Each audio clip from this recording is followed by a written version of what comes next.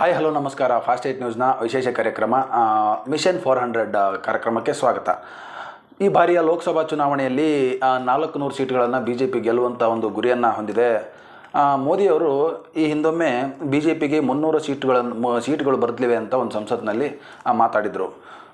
ಯಾಕಿಷ್ಟು ವಿಶೇಷ ಈ 370 ಸೀಟ್ಗಳು? ಏನಾಗುತ್ತೆ ಈ 370 ಸೀಟ್ಗಳು ಮೆಜಾರಿಟಿ ಬಂದರೆ ಅನ್ನೋದಾದರೆ, ನಮ್ಮ ಸಂಸತ್ನಲ್ಲಿ ಒಟ್ಟು 545 ಸೀಟುಗಳು ಹೊಂದಿದೆ.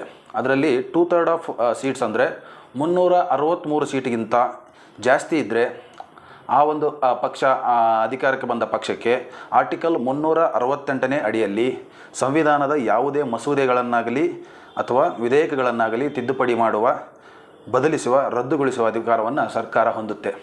ಸೊ ರಾಷ್ಟ್ರಪತಿಗಳ ಒಂದು ಅನುಮೋದನೆ ಪಡೆಯದೇ ನೇರವಾಗಿ ಅವರು ಯಾವುದೇ ಒಂದು ಮಸೂದೆಗಳನ್ನಾಗಲಿ, ಕಾಯ್ದೆಗಳನ್ನಾಗಲಿ, ವಿಧೇಯಕಗಳನ್ನಾಗಲಿ ನೇರವಾಗಿ ಅವರು ಒಂದು ರಾಜ್ಯಾಂಗದಲ್ಲಾಗಲಿ, ಮೇಲ್ಮನೆಯಲ್ಲಾಗಲಿ ಮತ್ತು ಕೆಳಮನೆಯಲ್ಲಾಗಲಿ ಒಂದು ಮಸೂದೆಗಳನ್ನು ಮಂಡಿಸಿ ಅಂಗೀಕಾರಗೊಳಿಸುವಂಥ ಅಧಿಕಾರಗಳನ್ನು ಈ ಒಂದು ಆರ್ಟಿಕಲ್ ಮುಖಾಂತರ ಅಧಿಕಾರವನ್ನು ಹೊಂದುತ್ತೆ ಒಂದು ಪಕ್ಷ.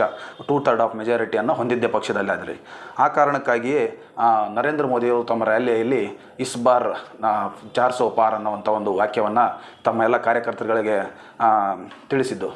ಸೊ ಒಂದೊಮ್ಮೆ ಈ ಒಂದು ಮೆಜಾರಿಟಿಯಲ್ಲಿ ಬಿ ಜೆ ಪಿ ಪಕ್ಷ ಒಂದು ಮೆಜಾರಿಟಿಯನ್ನು ಪಡೆದುಕೊಂಡದ್ದೇ ಆದಲ್ಲಿ ಈ ಅಧಿಕಾರದಿಂದ ಯಾವೆಲ್ಲ ವಿಧೇಯಕಗಳಿಗೆ ಒಂದು ತಿದ್ದುಪಡಿ ಆಗಿರ್ಬೋದು ಅಥವಾ ಬದಲಿಸುವಂಥದ್ದಾಗಿರ್ಬೋದು ಅಥವಾ ರದ್ದುಗೊಳಿಸುವಂಥ ಚಿಂತನೆಯಲ್ಲಿ ಬಿ ಜೆ ಪಿ ಸರ್ಕಾರ ಇದೆ ಅಥವಾ ಮೋದಿಯವರಿದ್ದಾರೆ ಅನ್ನೋದನ್ನು ನಿಮಗೇನಾದರೂ ಗೊತ್ತಿದ್ದರೆ ಪ್ಲೀಸ್ ಕಮೆಂಟ್ನಲ್ಲಿ ತಿಳಿಸಿ.